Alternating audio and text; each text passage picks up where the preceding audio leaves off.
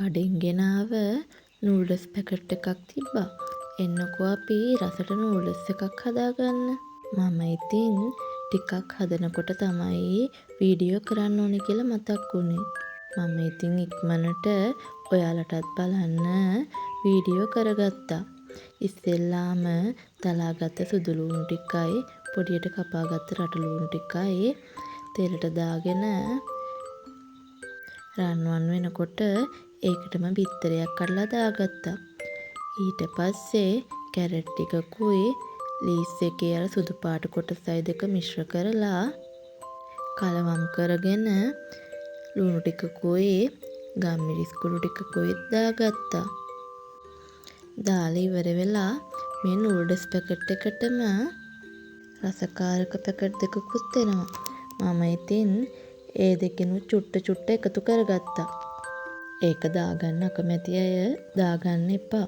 මම ඉතින් soya sauce ටිකකුයි තක්කාලි sauce ටිකකුත් එකතු කරගත්තා. චිලි පේස්ට් වගේ ටික නම් ඔක්කොම ටික දාගත්තා. අනිත් පැකට් එකේ නම් චුට්ටක් තමයි මම දාගත්තේ. ඔයාලා කැමති නම් ඒකමුණත් දාගන්න පුළුවන්.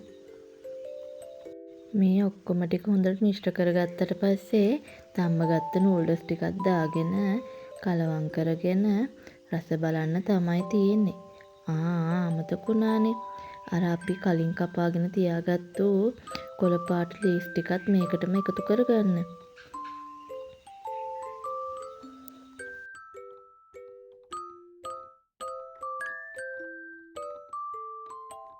ගෙදරට අමුත් එක්ක එන වෙලාවට මේ විදිහට හදලා තියලා බලන්නකෝ මාරම රසයි. ඒ වගේම ගෑස් ඉවරුණ දවසට මේ වගේ රයිස් කුකර් එකේ ඉක්මනින්ම හදාගන්න පුළුවන්.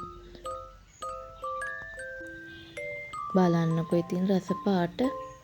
ඔයාලත් හදලා බලලා පහලින් කමෙන්ට් එකක් දාගෙන යන්න අමතක කරන්නත් එපා. වීඩියෝ එක ඉතින් ටිකක් විතර පැහැදිලි මදි ඇති. ඒකට මට සමා වෙන්න. ආදරේ ගොඩක්. ගිහින් එන්නම්. බායි.